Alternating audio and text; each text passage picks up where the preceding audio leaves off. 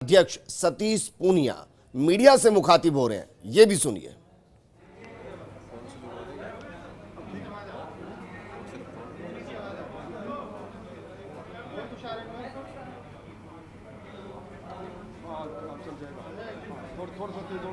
मुख्यमंत्री का जवाब देने के लिए बीजेपी ने बाकायदा प्रेस कॉन्फ्रेंस यहां पर किया, जिसमें बीजेपी अध्यक्ष प्रदेश अध्यक्ष सतीश पूनिया मीडिया से मुखातिब होंगे। दरअसल आज कांग्रेस की तरफ से मुख्यमंत्री अशोक गहलोत मीडिया से मुखातिब हुए थे। उस दौरान एसओजी की कार्रवाई और साथ के साथ जो सियासी घटनाक्रम राजस्थान में चल रहा है, जो राज्यसभा चुनाव से पहले शुरू हुआ, उसको लेकर मीडिया से बातचीत की गई थी। उस दौरान मुख्यमंत्री ने फर्स्ट इंडिया के सवाल पर बाकायदा ही कहा था कि कोई भी कानून से ऊपर नहीं है और कानून अपना काम करेगा। इसके बाद अब बीजेपी बाकायदा प्रेस कॉन्फ्रेंस कर रही है। नेता प्रतिपक्ष गुलाब चंद कटारिया ने क्या कहा वो भी हमने आपको सुनाया है।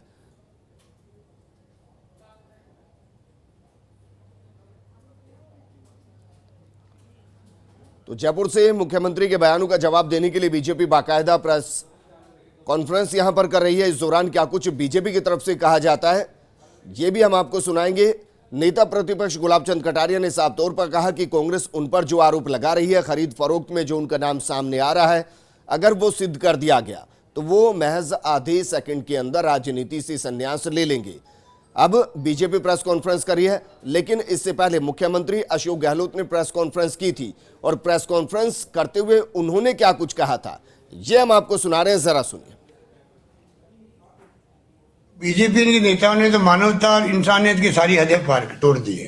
क्योंकि एक तरफ तो हम जीवन और आजीविका बचाने में लगे हुए हैं और दूसरी तरफ ये लोग सरकार गिराने में लगे हुए हैं। सरकार कैसे घिरे, किस प्रकार से तोड़फोड़ करे, खरीद फरोख्त करे, ये तमाम काम में लगे हुए हैं। ये जो हालात बने हैं देश के अंदर, ऐसे पहले कभी नहीं था। खुल के बात लोग बोलते थे, अब तो लोग बात करते चमकते हैं।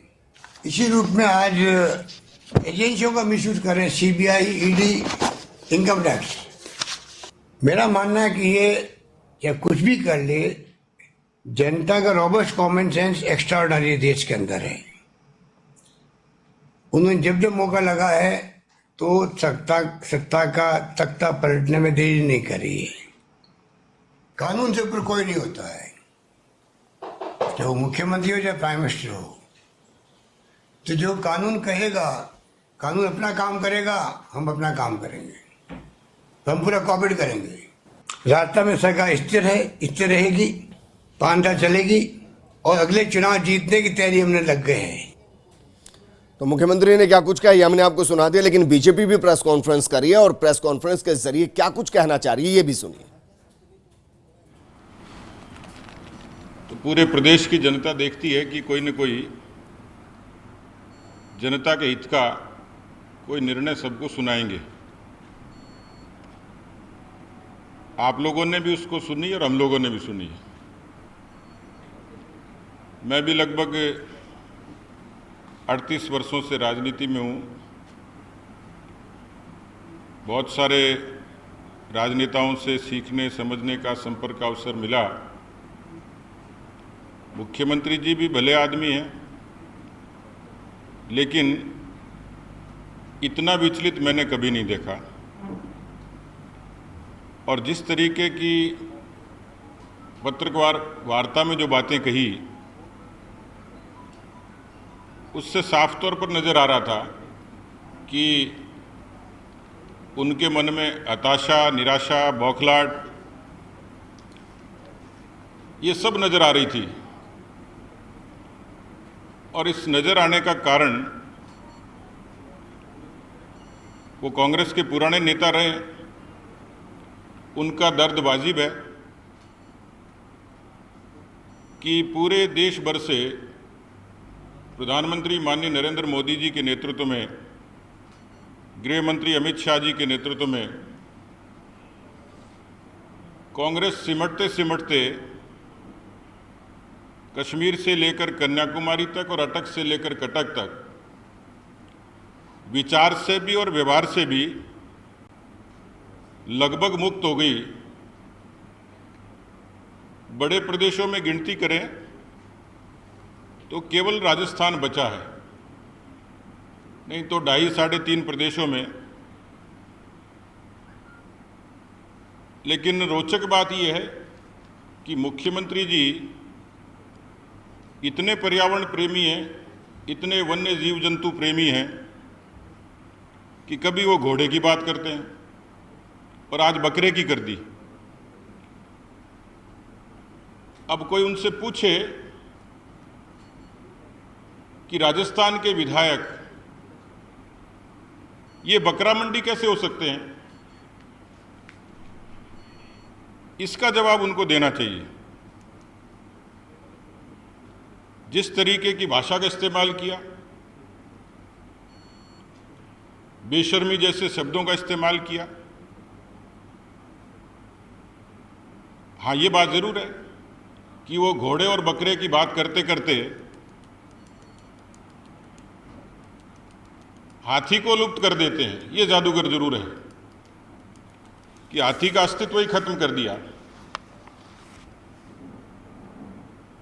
उन्होंने देश में लोकतंत्र की हत्या की बात कही। वो स्वर्गीय इंदिरा गांधी जी के समय के नेता हैं। उनको ध्यान होना चाहिए कि इस देश में आपातकाल लगाने का काम देश की राजनीति में, लोकतंत्र में, संविधान में पहली बार उन्हीं के कार्यकाल में हुआ, उन्हीं की सरकार में हुआ। आज वो दुहाई देते हैं। अनुच्छेद 356 का दुरुपयोग 93 बार कांग्रेस पार्टी ने ही किया, इस देश में किया। और राजस्थान के लोग अच्छे तरीके से वाकिफ हैं इस पीढ़ी के भी कि 93 से 98 के दौरान स्वर्गीय भैरव सिंह शेखावत जी की सरकार को अस्थिर करने का काम जब हुआ था तो भजनलाल जी की अटेची कांड बड़ा मशहूर हुआ था। उन्होंने अपनी बातों में कोरोना का जिक्र किया कि सरकार कोरोना का ठीक तरीके से प्रबंधन करने की कोशिश कर रही है।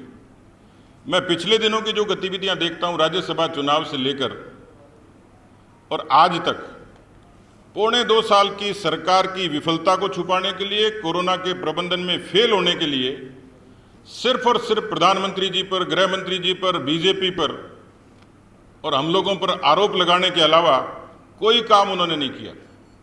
2.25 बरस हो गए, कोरोना में पूरे तरीके से विफल हो गए। थोड़ी भी गैरत होती तो इस समय जोधपुर हॉटस्पॉट बना हुआ है, उनका अपना निर्वाचन क्षेत्र है, कम से कम जाके सुध तो लेते। लेकिन मुख्यमंत्री जी के 100 दिन का कोई लॉग बुक देखे तो गृह मंत्री, मुख्यमंत्री जी अपने आवास से कितनी बार निकले, कितने राजस्थान के लोगों के दुख दर्द पूछे और कितने आंसू पहुंचे। इसलिए मुझे लगता है कि उनको कोई नैतिक अधिकार नहीं। एक बात और जोरदार कही उन्होंने कि लोग पार्टियों के कारण एमएलए बन जाते हैं, एमपी बन जाते हैं, बड़े पदों से नवाजे जाते हैं, लेकिन गद्दारी और गद्दारी को राजस्थान की जनता माफ नहीं करेगी। तो बकरे के बाद में जो दूसरी इंपॉर्टेंट बात कही, तो कम से कम बता दें कि वो गद्दार कौन है। अपनी पार्टी के अंतर विरोध को, अंतर कलह को बीजेपी के माथे मढ़ना, मैं तो इसको न्याय नहीं मानता। राज्यसभा चुनाव से पहले दंभ भरा था कि हम एकजुट हैं, संख्या पूरी है।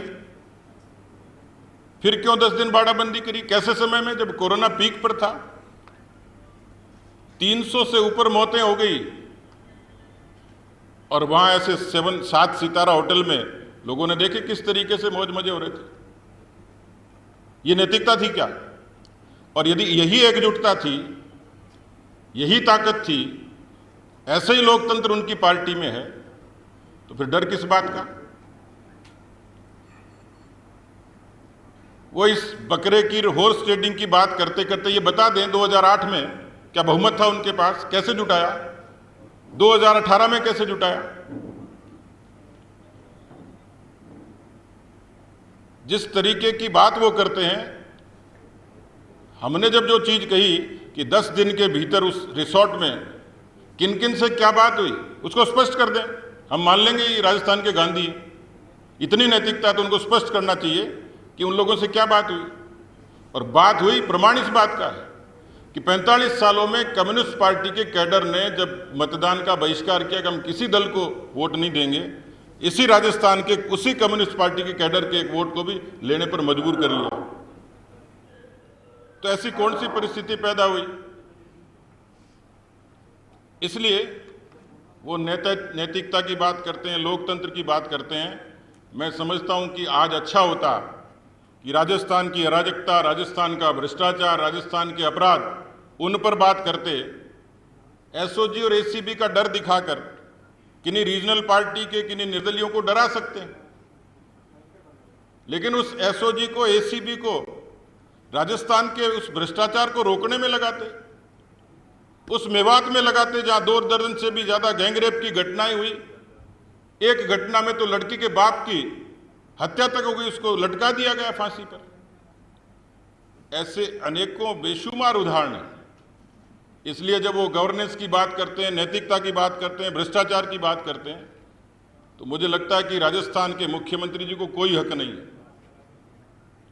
और उनमें जरा भी गैरत होती तो इस तरीके से आज जो दृश्य पेश किया, जिस तरीके से वो प्रधानमंत्री जी पर, गृह मंत्री जी पर आरोप लगाते हैं, क्या यह सहकारी संघवाद की उस परंपरा का हिस्सा है? क्या वो उनकी गरिमा का हनन नहीं है? क्या उनकी मानहानि नहीं है? क्या यह विशेषाधिकार में नहीं आता? मुझे लगता है कि इस तरीके की बात करके उन्होंने राजस्थान की राजनीति की शुचिता को खत्म करने की कोशिश की है। अपने ही विधायकों के प्रति जब उन्होंने ऐसी बात करी तो बीजेपी वाले तो कहीं बिकने जा नहीं रहे थे। किन के लिए करें, क्यों करें? तो मुझे लगता है कि एजेंसियों का दुरुपयोग करके, किसी बेचारे गरीब गुर्गे के फोन की ट्रैक करके ये स्थापित करने की कोशिश करेंगे। राज्यसभा के चुनाव वे चले गए, एक लंबे अरसे तक वो एस्टेब्लिश नहीं कर पाए। तो एसओजी के अफसरों को बदलने का क्या कारण था कि एसओजी के बड़े अधिकारी को तत्काल बदला? ये स्वीकार कर लिया कि उन्होंने नेताओं के फोन टैप किए, तो ये स्वतंत्रता का हनन नहीं है क्या? किस नैतिकता के आधार पर ये सबूत जुटा रहे हैं? मुझे लगता है कि जिस तरीके की आज प्रेस कॉन्फ्रेंस की है, उस प्रेस कॉन्फ्रेंस से कई चीजें उजागर हो गई।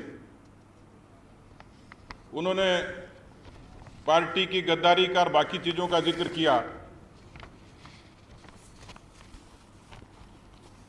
तो मैं उनको निवेदन करना चाह रहा हूं कि उन्होंने मध्य प्रदेश का जिक्र किया। सब जानते हैं कि ज्योतिरादित्य सिंधिया मध्य प्रदेश के बड़े कद्दावर नेता थे। जिस तरीके से कांग्रेस में उनका अपमान हुआ, एक दल से दूसरे दल में जाना, नहीं जाना, ये किस संविधान में लिखा है? किसी इंडिपेंडेंट से वोट मांगना कहां अपराध है? इसलिए ज्योतिरादित्य सिंधिया जी जैसे लोग जब पार्टी छोड़कर बीजेपी के साथ आ सकते हैं, तो इसका साफ संकेत है कि वहां उनका अपमान हुआ। और उस कांग्रेस के विचार को ये मानकर कि ये विचार अब भारत का विचार नहीं है, देश की जनता का विचार नहीं है। आज वो हमारे सम्मानीय सांसद है, भारतीय जनता पार्टी ने उनको इज्जत दी है।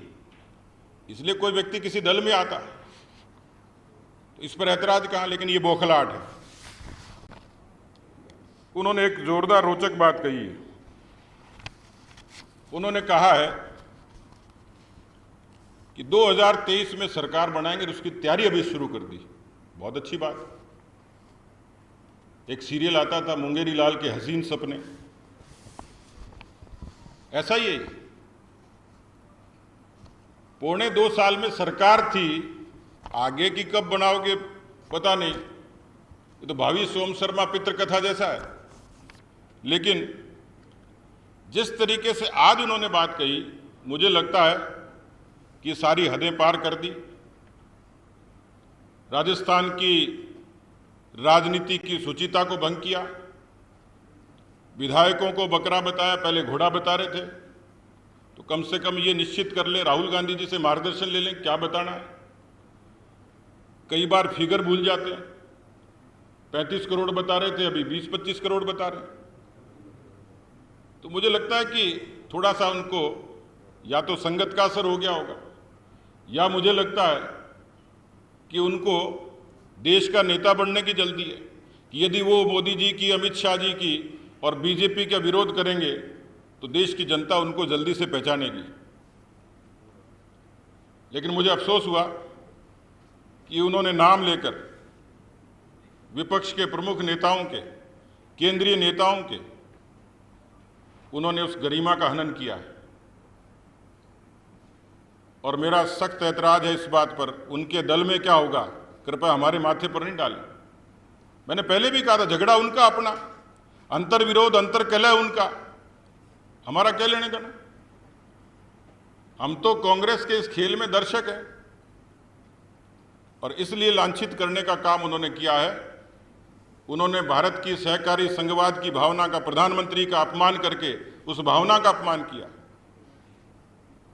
और इसलिए मुझे लगता है कि आज की जो प्रेस कॉन्फ्रेंस थी उसमें पूरे तरीके से वो असंतुलित थे। कोई तार्किक बात नहीं थी, केवल इसलिए कि वो विपक्ष को डराएं, विधायकों को डराएं। प्रत्यक्ष को प्रमाण की जरूरत नहीं है। एसओजी ने जो नाम उजागर किया, उसी विधायक ने साफ तौर पर मना कर दिया। आपके प्रिंट ने छापा, मैं भी वीडियो देख रहा था। उन्होंने कहा हमें कोई